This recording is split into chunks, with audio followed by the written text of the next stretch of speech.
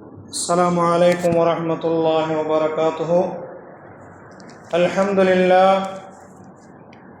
لله رب العالمين، والصلاة والسلام على رسول الله صلى الله عليه وسلم. أما بعد، فقد قال الله تعالى في القرآن العظيم والفرقان المجيد: أعوذ بالله من الشيطان الرجيم، بسم الله الرحمن الرحيم. ربنا لا تؤاخذنا إن نسينا أو أخطأنا، ربنا ولا تحمل علينا إصرا كما حملته على الذين من قبلنا. وقال نبينا صلى الله عليه وسلم: اللهم إني أعوذ بك من زوال نعمتك وتحول عافيتك وفجأة نقمتك وجميع سخطك. صدق الله وصدق رسول الله صلى الله عليه وسلم.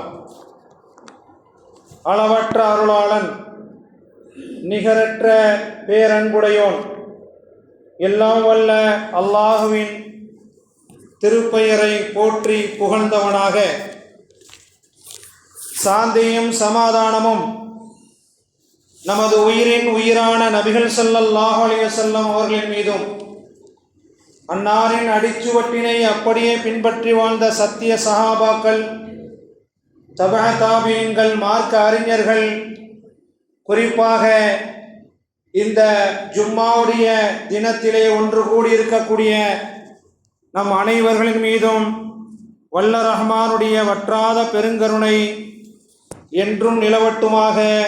ஆமீன். சங்கைக்குரிய அல்லாஹுவின் நல்லடியார்களே, புனிதமான இந்த வருடத்தின் முஹர்ரம் மாதத்தின் கடைசி ஜும்மாவிலே நாம் எல்லாம் ஒன்று கூடியிருக்கின்றோம். உலகத்திலே அல்லாஹு தஆலா எல்லா மனிதர்களையும் சோதித்த பிறகுதான் இந்த உலகத்தை முடிவுக்கு கொண்டு வருகின்றான். உலகத்திலே தோன்றிய எல்லா நபிமார்களும், எல்லா ரசூல்மார்களும், எல்லா சஹாபா பெருமக்களும், எல்லா தபஅ தாபியீன்களும், அதற்கு பிறகு இப்போது இன்றைய காலகட்டத்திலே வாழ்ந்து கொண்டிருக்கக்கூடிய நாம் எல்லோரும் அல்லாஹுடைய சோதனைக்கு ஆளாக்கப்பட்டவர்கள் என்பதை இப்போது உலகத்திலே, குறிப்பாக நமது நாட்டிலே, அதிலும் குறிப்பாக நமது அண்டை மாநிலமான கேரளாவிலே நடைபெற்றுவிட்ட ஒரு சோகங்களையும் தாங்கிக் கொள்ள முடியாத சோதனைகளையும் நாம் கண்கூடாக பார்த்து வருகின்றோம். நபிகள் ஸல்லல்லாஹு அலைஹி வஸல்லம் அவர்கள் கூறினார்கள்: அஷத்துல் பலாஇ அல் அம்பியா,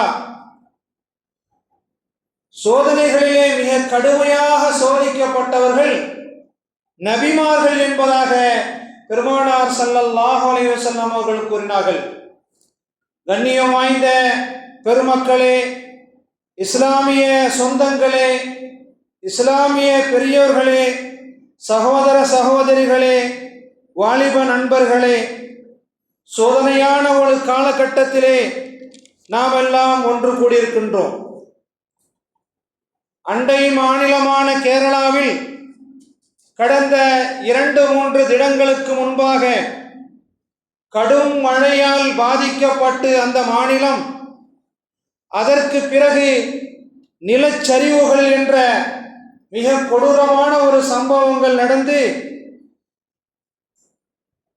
தோராயமாக கணக்கின்படி 296 பேர் மரணமடைந்திருக்கின்றார்கள் இதுவரை என்ற செய்தி ஊடகங்களின் மூலமாக நமக்கு தெரிய வருகின்றன. கண்ணியமும் சங்கையும் பொருந்திய இந்த ஜும்மாவுடைய நன்னாளையிலே அல்லாஹுவையும் அவனுடைய ஆற்றலையும் பற்றி தெரிந்து கொள்வதற்காக வேண்டி, அல்லாஹுவை பற்றி அவனுடைய ஆற்றலை பற்றி திருக்குர்ஆனும் நபி மொழிகளும் என்னவெல்லாம் நமக்கு சொல்லி காண்பிக்கின்றதோ அவைகளை தெரிந்து கொள்வதற்காக வேண்டி இன்றைய ஜும்மாவிலே வெள்ளிக்கிழமையிலே நாம் ஒன்று கூடியிருக்கின்றோம். அருமையான பெருமக்களே, 400க்கும் மேற்பட்ட மனிதர்கள் நிலச்சரிவு ஏற்பட்ட அந்த சம்பவத்திலே, துயரச் சம்பவத்திலே உதைந்து விட்டார்கள் என்ற மன அழுத்தமான ஒரு செய்தியை நாம் கேட்கும்போது நெஞ்சமெல்லாம் நொறுங்குகின்றன. அவர்களை தேடும் பணிகள் தீவிரமாக ஆக்கப்பட்டிருக்கிறது என்று அரசாங்கத்தின் மூலமாக நமக்கு செய்திகள் வருகின்றன. அருமைக்கு பெருமைக்கும் இஸ்லாத்துக்கும் சொந்தமான மூமீன்களே, அருமை தோழர்களே, பெருமக்களே, கடுமையான சோதனைகள் வரக்கூடிய காலகட்டத்திலே அல்லாஹுவை நினைத்து அவனை வழிபட்டு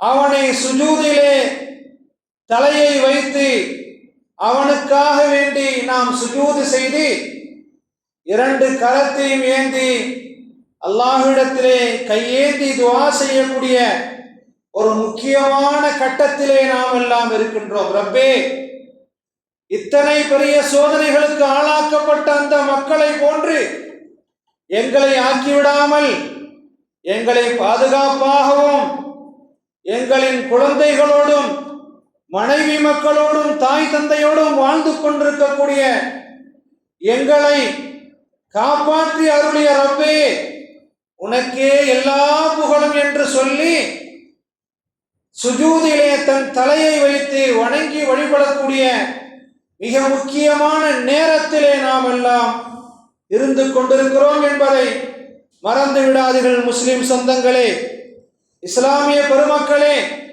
எல்லா நேரங்களிலும் அலட்சியமாக இருந்தாலும் அல்லாஹுவை வணங்கி வழிபடக்கூடிய அந்த இபாதத்து செய்யக்கூடிய விஷயத்திலே எல்லா நேரங்களிலும் நாம் அலட்சியமாக இருந்தாலும் கூட இது போன்ற கடுமையான சோதனைகள் ஏற்படும் நேரத்திலே பயங்கள் நம்மை தொற்றிக்கொள்ள வேண்டும். முத்தகீன்களாக அல்லாஹுக்கு பயந்து நடக்கக்கூடிய மக்களாக நாம் மாற வேண்டும். அப்படி மாறவில்லை என்றால் நாம் முஸ்லீமாக வாழ்வதற்கு தகுதி இல்லை என்பதை அறிந்து கொள்ள வேண்டும். லேசான காற்று வீசிவிட்டால், லேசான மழை கொஞ்சம் கடுமையாக ஆகிவிட்டால், நபிகள் ஸல்லல்லாஹு அலைஹி வஸல்லம் அவர்கள் நமக்கு காட்டித் தந்த வழிமுறை, அவர்கள் சொல்லித் தந்த அந்த ஹதீஸின் மூலம் நமக்கு தெரிய வருகின்றது. லேசாக காற்று வீசிவிட்டால் நபிகள் ஸல்லல்லாஹு அலைஹி வஸல்லம் அவர்கள் பள்ளிவாசலை நோக்கி ஓடோடி வந்து விடுவார்கள் என்று சொல்லப்படுகின்றது. பள்ளிவாசலுக்கு வந்தவர்கள் என்ன செய்வார்கள்? எல்லா பாவங்களும் மன்னிக்கப்பட்ட நமது உயிரின் உயிரான நபிகள் ஸல்லல்லாஹு அலைஹி வஸல்லம் அவர்கள் வாழும் போதே சொர்க்கவாசி என்று இறைவனால் முத்திரை பதிக்கப்பட்ட அந்த பெருமானார் ஸல்லல்லாஹு அலைஹி வஸல்லம் அவர்கள் வாழக்கூடிய காலத்திலே உங்களுக்கு என்ன வேண்டுமோ, என்ன உதவி வேண்டுமோ அவைகளையெல்லாம் நான் தருவதற்கு தயாராக இருக்கிறேன் என் ஹபீபே என்று இறைவனால் சுப செய்தி சொல்லப்பட்ட நமது உயிரின் உயிரான நபிகள் ஸல்லல்லாஹு அலைஹி வஸல்லம் அவர்கள் இப்படிப்பட்ட கடுமையான இயற்கை சீற்றங்களின் மூலமாக சோதனைகளும் வேதனைகளும் நம்மை வந்து தாக்கும் போது அந்த நேரத்திலே என்ன செய்தார்கள்? நமது மார்க்கத்துக்கு தலைவராக அனுப்பப்பட்ட சஹாபா பெருமக்களுக்கும் நபிமார்களுக்கும் இறுதியாக அனுப்பப்பட்ட நமது உயிரின் உயிரான கண்மணி நாயகம் ஸல்லல்லாஹு அலைஹி வஸல்லம் அவர்கள் எந்த வழிமுறையை நமக்கு காட்டி தந்தார்கள் தெரியுமா? முஸ்லிம் சமூகமே, இளைஞர்களே, பெரியவர்களே, இன்றைய வெள்ளிக்கிழமை வாங்கு சொல்லப்பட்டு விட்டால் உங்களுடைய வியாபார தலங்களை பூட்டுங்கள், இறைவனுடைய பள்ளிவாசலை நோக்கி விரைந்து ஓடி வாருங்கள் என்று அழைப்பு கொடுக்கப்படுகின்றது திருக்குர்ஆனின் மூலமாக.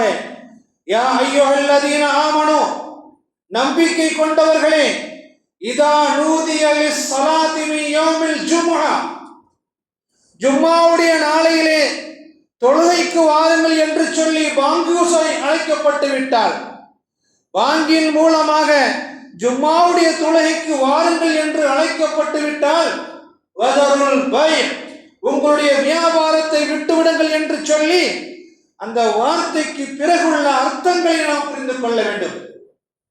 எல்லோரும் உலகத்திலே வியாபாரிகள் கிடையாது. வியாபாரத்தை விட்டு வாருங்கள் என்று சொல்லக்கூடிய ரப்பு அந்த இடத்திலே முதலாளிகளை மட்டும் தான் குறிக்கும் என்று அர்த்தத்தை விளங்கிக் கொள்ளக்கூடாது. 4 பெருமக்களை, 4 மக்களை, ஆண் மக்களையும் பெண் மக்களையும் வைத்து நாம் அவைகளை பராமரித்துக் கொண்டிருக்கிறோம். நாமும் ஒரு முதலாளி தான்.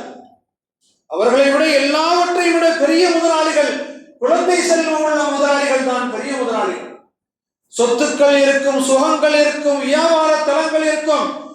எந்த தளங்களிலே, எந்த பொறுப்புகளிலே நீங்கள் வகிக்கின்றீர்களோ, எந்த வியாபாரத்திலே நீங்கள் மூழ்கி இருக்கின்றீர்களோ, அந்த வியாபாரத்தை விட்டும் அந்த தொழிலை விட்டும் நீங்கள் முடித்துக்கொண்டு விரைந்தோடி வாருங்கள் என்று சொல்லி ஜும்மாவுக்கு பள்ளிவாசலுக்கு பாங்கோசி அழைக்கப்பட்டால், பாங்கு சொல்லி நீங்கள் ஜும்மாவுக்கு வாருங்கள் என்று அழைக்கப்பட்டு விட்டால், உங்களுடைய வியாபாரங்களை விட்டு ஒழித்துவிட்டு நீங்கள் அல்லாஹ்வின் பக்கம் ஓடோடி வாருங்கள் என்று சொல்லப்படும்.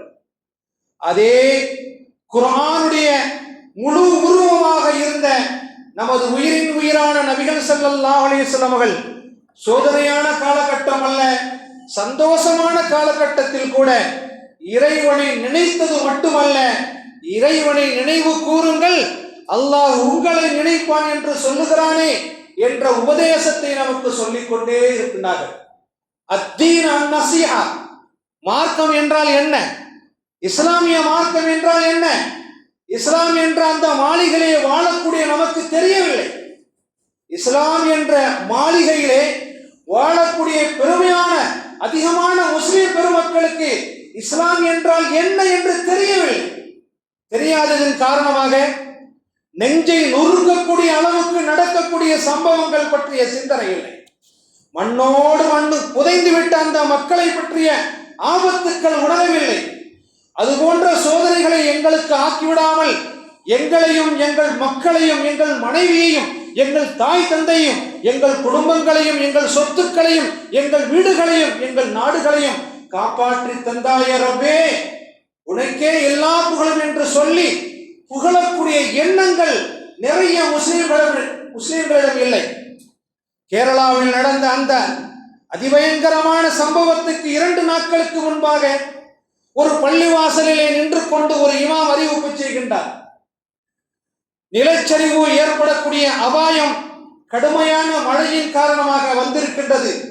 எனவே எல்லோரும் பாதுகாப்பான இடத்துக்கு சென்று விடுவோம் என்று சொல்லி அன்றைய இரவு அந்த பள்ளியிலே உறங்கி இருக்கின்றார் அந்த இமாம்.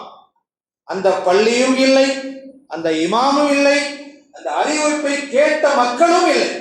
எல்லாருமே புதைந்து இறைவனிடத்திலே சென்று விட்டார். இப்படிப்பட்ட சோதனைகள், கடுமையான சோதனைகள் நிகழக்கூடிய நேரத்திலே நாம் என்ன செய்ய வேண்டும் என்ற வழிமுறையை நபி ஸல்லல்லாஹு அலைஹி வஸல்லம் நமக்கு கற்றுத் தந்திருக்கிறார்கள். லேசாக காற்று அடித்தாலே போதும். ஆனால் நாமெல்லாம் இன்றைய காலகட்டத்திலே முஸ்லிம்கள் என்ற பெயரை வைத்துக் கொண்டு வாழ்ந்து கொண்டிருக்கக்கூடிய நாம், கடுமையான புயல் வந்தால் நமக்கு என்ன, கடுமையான மழை நமக்கு வந்தால் என்ன, கொரோனா போன்ற உயிர்கொல்லி நோய்கள் நமக்கு வந்தால் என்ன, நம்மை தாக்கியதா? நம்மை தாக்கினால் நம்மை யோசிக்கலாம். நம்மை தாக்கவில்லை, நம்முடைய பொருள் செல்வங்களும் குழந்தை செல்வங்களும் அப்படியே இருக்கின்றன. எனவே எதை பற்றிய சிந்தனையும் நமக்கு தேவையில்லை, படைத்த ரப்பை பற்றிய சிந்தனை கூட தேவையில்லை என்று சொல்லி ஒதுங்கி இருக்கக்கூடிய இஸ்லாமிய சொந்தங்கள் எத்தனை பேர் தெரியுமா? உலகத்திலே மிகவும் கவலையான செய்தியாக இருக்கின்றது. இப்படிப்பட்ட கடுமையான சோதனைகள் நிகழ்ந்து கொண்டிருக்கக்கூடிய, கண்கூடாக பார்த்து கொண்டிருக்கக்கூடிய இந்த காலகட்டத்தில் கூட அல்லாஹுடைய பயம் ஒரு முஸ்லிமுக்கு வரவில்லை என்றால் எப்போது வரப்போகின்றது என்பதை சிந்தித்து பார்க்க வேண்டும். லேசாக காற்று அடித்தாலே நபிகள் ஸல்லல்லாஹு அலைஹி வஸல்லம் அவர்கள் ஓடோடி வந்து பள்ளிவாசலுக்கு வந்து 2 ரக்காத்து தொழுதுவிட்டு இறைவா என்று 2 கரத்தை ஏந்தி இப்படி பிரார்த்தனை செய்கின்றார்கள். எப்படி என்றால், இறைவா, இப்போது நீ அனுப்பிய காற்றில் நன்மைகள் ஏதாவது இருந்தால் அந்த நன்மையை எனக்கும் என் சமூகத்தாருக்கும் கொடுப்பாயாக என்று இறைவனிடத்திலே நமது உயிரின் உயிரான கண்மணி நாயகம் ஸல்லல்லாஹு அலைஹி வஸல்லம் அவர்கள் பிரார்த்தனை செய்கின்றார்கள், லேசான காற்று அடிப்பதற்கு. ஆனால் அதே போன்று இறைவா, நீ அனுப்பிய இந்த காற்று கெட்டதை கொண்டு வந்திருந்தால், ஏதாவது ஒரு ஆபத்தை கொண்டு வந்திருந்தால், அந்த ஆபத்திலிருந்து என்னையும் என் மக்களையும் என் சமூகத்தையும் காப்பாற்றுவாயாக என்று சொல்லி நபிகள் ஸல்லல்லாஹு அலைஹி வஸல்லம் அவர்கள் 2 கரத்தையும் ஏந்தி துஆ செய்த செய்திகள் ஹதீஸ் ஷரீஃபிலே காணப்படுகிறது. ஆக எந்த வழிமுறையை நமக்கு காண்பித்தார்கள்? அல்லாஹ்விடத்திலிருந்து ஏதாவது ஒரு சோதனை வந்தால் ஓடோடி வந்து பள்ளிவாசலுக்கு வாருங்கள். நீங்கள் கோடிகளை கொண்டு அலங்கரித்து வைத்திருக்கலாம் வீடுகளை, லட்சங்களை கொண்டு அலங்கரித்து வைத்திருக்கலாம் உங்கள் மாளிகைகளை. அவைகளெல்லாம் பெயர் சொல்லாத வீடுகள் என்றால் உலகத்திலே பெயர் சொல்லிக் கொள்ளலாம். நான் இத்தனை லட்சத்துக்கு வீடை கட்டி கொண்டேன், இத்தனை கோடிகளிலே என் வீட்டை நிறுத்தி வைத்திருக்கிறேன் என்று சொல்லலாம். ஆனால் நிரந்தரமான அல்லாஹுக்கு பிரியமான வீடு எது என்று நபிகள் ஸல்லல்லாஹு அலைஹி வஸல்லம் இடத்திலே கேட்கப்பட்ட போது பெருமானார் ஸல்லல்லாஹு அலைஹி வஸல்லம் அவர்கள் சொன்னார்கள், ஒரு ஊரிலே அல்லாஹுக்கு பிடித்தமான வீடு பள்ளிவாசல் என்பதாக ரசூலுல்லாஹி ஸல்லல்லாஹு அலைஹி வஸல்லம் அவர்கள் சொல்லி காட்டினார்கள். அந்த அடிப்படையிலே பள்ளிவாசலை நோக்கி ஓடோடி வாருங்கள். சோதனையான வேதனையான காலகட்டத்திலே அல்லாஹ்வுடைய கோப பார்வை இறங்கக்கூடிய காலகட்டங்கள் உங்களுக்கு கண் முன்னால் தெரிந்துவிட்டால் ஓடோடி வாருங்கள், சஜிதாவிலே விழுங்கள், அல்லாஹ்விடத்திலே மன்றாடுங்கள், ரப்பே இந்த சோதனையில் இருந்து என்னை காப்பாற்றினாயே, உனக்கே எல்லா புகழும் என்று மன்றாடி கேளுங்கள் என்று பெருமானார் ஸல்லல்லாஹு அலைஹி வஸல்லம் அவர்கள் கூறினார்கள். நிலச்சரிவு, 400 பேர்கள் புதைந்து விட்டார்கள். தேடும் பணிகள் தீவிரமாக்கப்பட்டது. நிலச்சரிவு ஏற்பட்ட இடத்திலே ஊர்கள் வீடுகள் இருந்ததற்கான எந்த தடையும் இல்லை என்று சொல்லி அரசாங்கங்கள் சொல்லுவது மட்டுமல்ல, அந்த இடங்களிலே மரண ஓலங்கள் ஒலித்து கொண்டே இருப்பதாக வரக்கூடிய செய்திகள் மனதை நொறுங்க செய்கின்றன. 200 கிலோமீட்டர் வேகத்திலே பாய்ந்து வந்த வெள்ளத்தில் அடித்து செல்லப்பட்ட மக்களை தேடும் பணிகள் தீவிரமாக நடந்து வருவதாக அரசாங்க செய்தி குறிப்பிலே சொல்லுகின்றார்கள். 296 பேர் இதுவரை இறந்து விட்டார்கள். 118 முகாம்களிலே உடைமைகளை இழந்த சுமார் 5531 பேர் தங்கி வைக்கப்பட்டிருக்கிறார்கள் என்று சொல்லப்படுகின்றது. எல்லாம் நடந்தது 2 தினங்களிலே தான். கேரளா வயநாடு என்ற இடத்திலே ஊரில் மட்டும் 45 முகாமில் 40 குழுக்கள் 40 குழுக்களாக பிரிந்து புதைந்து கிடக்கும் மனித உடலை தேடி வருவதாக செய்திகள் வருகின்றன. அல்லாஹு அக்பர். புதைந்து கிடக்கக்கூடிய அந்த மக்களை தேடும் பணியிலே 40 குழுக்களாக சேர்ந்து பேரிடர் குழுக்கள் தேடும் பணியிலே அவர்கள் தீவிரமாக இருக்கின்றார்கள். அது மட்டுமல்ல, இடையிலே ஏற்பட்ட அந்த பாதைகள், துண்டிக்கப்பட்ட பாதைகளிலே தற்காலிகமாக பாதைகள் அமைத்து அரசாங்கத்தினுடைய இராணுவ வீரர்கள் கடும் முயற்சியோடும் இஸ்லாமியர்களுடைய தன்னார்வ தொண்டர்கள் எல்லாம் சேர்ந்து அவர்களோடு சேர்ந்து அந்த பணியிலே ஈடுபட்டு வருகின்றார்கள். இந்த நேரத்திலே நாம் எல்லோரும் துஆ செய்ய வேண்டும். ரப்பனா லா தக்துல்னா பிகதபிக, இறைவா உன் கோபத்தை கொண்டு எங்களை கொலை செய்து விடாதே ரப்பே, இறைவா உன் கோபத்தை கொண்டு எங்களை மூத்தாக்கி விடாதே ரப்பே, வலா துஹ்லிகுனா பிஅதாபிக, உன் அதாபை கொண்டு எங்களை நாசமாக்கி விடாதே ரப்பே, வஆஃபினா கப்ல தாலிக, அந்த வேதனை வருவதற்கு முன்பாக, அந்த சோதனை வருவதற்கு முன்பாக ரப்பே எங்களை காப்பாற்றி அருள் புரிவாயாக என்று சொல்லி துஆ செய்யக்கூடிய கட்டத்திலே நாம் எல்லாம் இருக்கின்றோம். தொடர் மழை, அதனால் ஏற்பட்ட நிலச்சரிவு கடந்த மாதம் 28, 29 ஆகிய 2 நாட்களில், அதாவது சுருக்கமாக சொன்னால் 48 மணி நேரத்தில் 57 சென்டிமீட்டர் மழை பதிவானதாக அரசாங்க குறிப்பு ஒன்று சொல்லுகிறது. 30ஆம் தேதி அதிகாலையிலே 2 மணிக்கு நிலச்சரிவு ஆரம்பமானது. அடுத்து 2வது நிலச்சரிவு 4:30 மணிக்கு அதிகாலையிலே பயங்கரமாக ஏற்பட்டது. சூரல் மலா என்ற ஊரில் உள்ள ஒரு பள்ளிவாசல் முழுவதும் புதைந்து விட்டது என்பதாகவும் அந்த பகுதியிலே உள்ள வீடுகளும் புதைந்து விட்டது என்பதாக சொல்லப்படுகின்றது.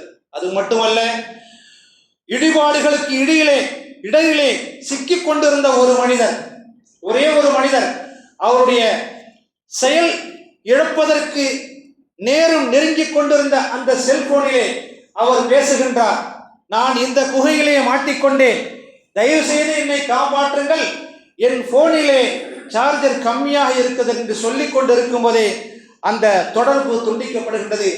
என்ன ஆனார் என்ற செய்தி இதுவரை கேள்விக்குறியாக இருக்கின்றது. அப்படிப்பட்ட மனதை புழியக்கூடிய கொடூரமான சம்பவங்கள், இறைவனின் கோப பார்வைகளும் அங்கே நிகழ்ந்து கொண்டிருக்கின்றன.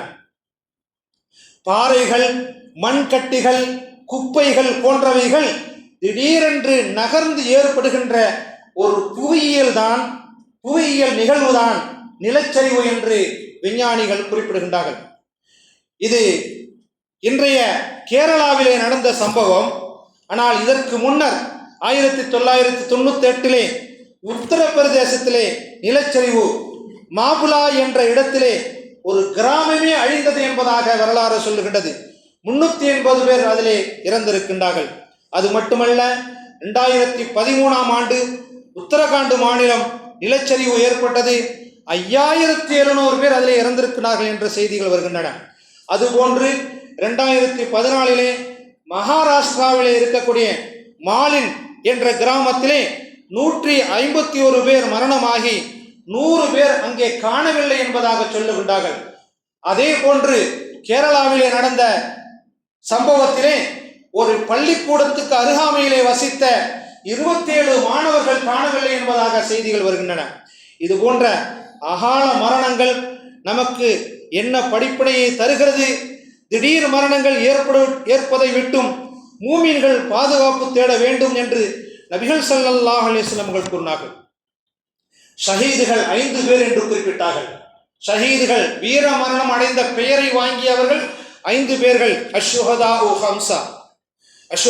ஹம்ஸா, பிளாக் நோயினால் பாதிக்கப்பட்டு இறந்தவர்கள் ஷஹீதுடைய அந்தஸ்தை பெறுகின்றார்கள். வயிற்றுப்போக்கு போகப்பட்டு அதிகமாக வயிற்றுப்போக்கு போய் அதிலே மரணித்தவர்கள் ஷஹீதுடைய அந்தஸ்தை பெறுகின்றார்கள். தண்ணீரில் மூழ்கி இறந்தவர்கள் ஷஹீதுடைய அந்தஸ்தை பெறுகின்றார்கள். இடிபாடுகளிலே சிக்கி இறந்து விட்டவர்கள் ஷஹீதுடைய அந்தஸ்தை பெறுகின்றார்கள். அல்லாஹுவின் பாதையிலே கொல்லப்பட்டவர்கள் ஷஹீதுடைய அந்தஸ்தை பெறுகின்றார்கள். எல்லா நேரங்களிலும் எல்லா உலக மக்கள் அனைவர்களும் அந்தந்த காலத்துக்கு தக்கவாறு சோதிக்கப்பட்டிருக்கின்றார்கள். அஷத்துல் பலாய் அல் அன்பியா, சோதிக்கப்பட்டவர்களிலே மிக கடுமையாக சோதிக்கப்பட்டவர்கள் நபிமார்கள் என்பதாக நபிகள் ஸல்லல்லாஹு அலைஹி வஸல்லம் கூறுகின்றார்கள். அது மட்டுமல்ல, அன்னை உம்மு சுலைம் அவர்களின் குழந்தை இறந்து விட்டது. பச்சிளம் குழந்தை இறந்து விட்டது. அப்போது அவருடைய கணவர் வெளியிலே சென்றிருந்தார்கள். வெளியூருக்கு சென்றுவிட்டு திரும்பி வரும்போது அன்னை உம்மு சுலைம் அவரிடத்திலே நம்முடைய குழந்தை எங்கே என்று கேட்க, குழந்தை வஃபாத்தாகிவிட்டது என்று சொல்ல, அப்படியா என்று ஆச்சரியத்தோடு அவர் கேட்க, அதற்கு அன்னை அவர்கள் குறிப்பிட்டார்கள், ஒருவர் ஒரு அமானிதத்தை கொடுத்தால் அதை திருப்பி கேட்டால் எல்லோரும் கொடுத்து விடுவது வழக்கம்தானே, அது போன்றுதான் அல்லாஹ் நமக்கு கொடுத்த குழந்தை என்ற அமானிதத்தை அல்லாஹ் கேட்டான், அல்லாஹ்விடத்திலே நாம் கொடுத்து விட்டோம் என்று ஒரு அற்புதமான ஒரு வார்த்தையை தன் கணவரிடத்திலே சொல்லும் போது பெருமானார் ஸல்லல்லாஹு அலைஹி வஸல்லம் சமூகத்துக்கு இந்த செய்தி எடுத்து செல்லப்படுகின்றது. அப்போது உம்மு சுலைம் அவர்களுக்கும் அவருடைய கணவருக்குமாக சேர்த்து நபிகள் ஸல்லல்லாஹு அலைஹி வஸல்லம் அவர்கள் துஆ செய்தார்கள் என்பதாக ஹதீஸ் ஷரீஃபிலே காணப்படுகிறது. சில நேரங்களிலே அல்லாஹ்விடத்திலே வேண்டும் என்று துஆ செய்வோம். இறைவா, எனக்கு அதை கொடுப்பாயாக, எனக்கு அதை தருவாயாக என்று சொல்லி நாம் கேட்போம். சில நேரங்களிலே வேண்டாம் என்று சில செய்திகளை கேட்போம். அதுபோன்று சில செய்திகளை வேண்டும் என்று கேட்போம், சில செய்திகளை வேண்டாம் என்று கேட்போம்.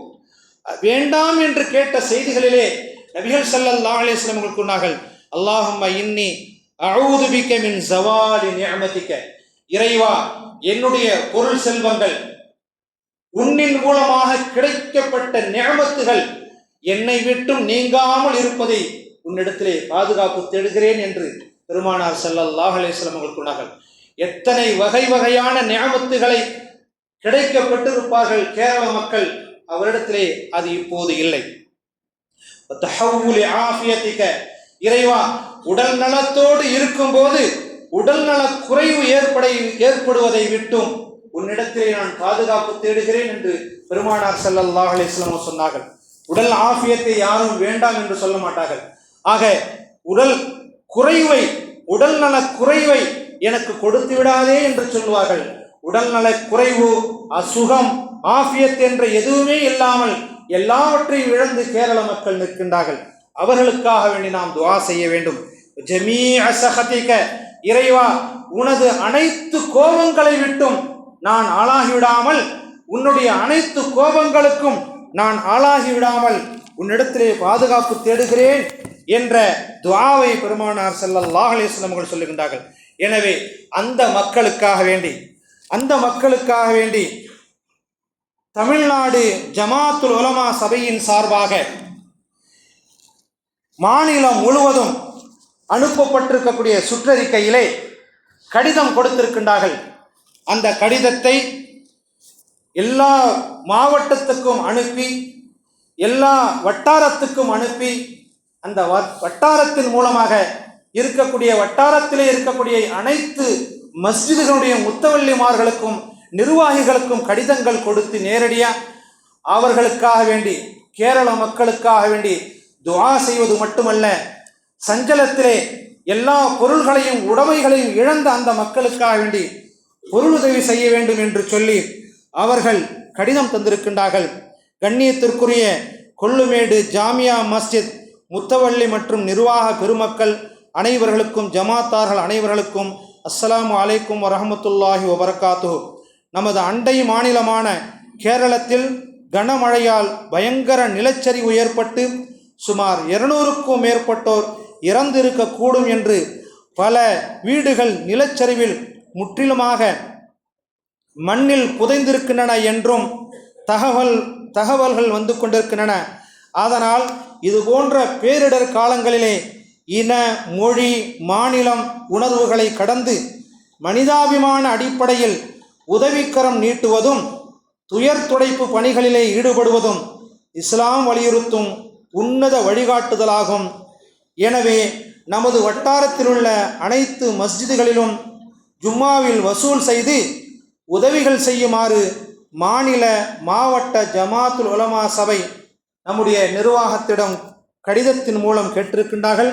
அந்த அடிப்படையிலே மாநில ஜமாத்துல் உலமா சபையின் அறிவுறுத்தலின்படி நமது ஜாமியா மஸ்ஜித் நிர்வாகத்தின் அனுமதியோடும் நிலச்சரிவில் சிக்கி உடைமைகள் அனைத்தையும் இழந்து நிற்கும் கேரள மக்களுக்கு பொருளுதவியை தாராளமாக செய்ய வேண்டுமாய் நகர ஜமாத்துல் உலமா சபையின் சார்பிலே கேட்டுக்கொள்கிறோம். இந்த வார ஜும்மா வசூலை கேரள மக்களின் உதவிக்காக என்று மாற்றப்பட்டுள்ளது. எனவே தாராளமாக நிதி உதவி செய்து உதவிக்கரம் நீட்டி அல்லாஹுவின் அருளை பெற்றுக்கொள்ளுமாறு அன்போடு கேட்டுக்கொள்கிறோம். மட்டுமல்ல, பொருள்கள் கொண்டு வராத பெருமக்கள் இன்று அசர் மகரிப் தொழுகையிலும் கொடுக்கலாம் என்பதை கேட்டுக்கொள்கிறோம். வாஹிர் தாவானா அனில் ஹம்துலில்லாஹி ரப்பில் ஆலமீன். அஸ்ஸலாமு அலைக்கும் வரஹ்மத்துல்லாஹி வபரகாத்துஹு.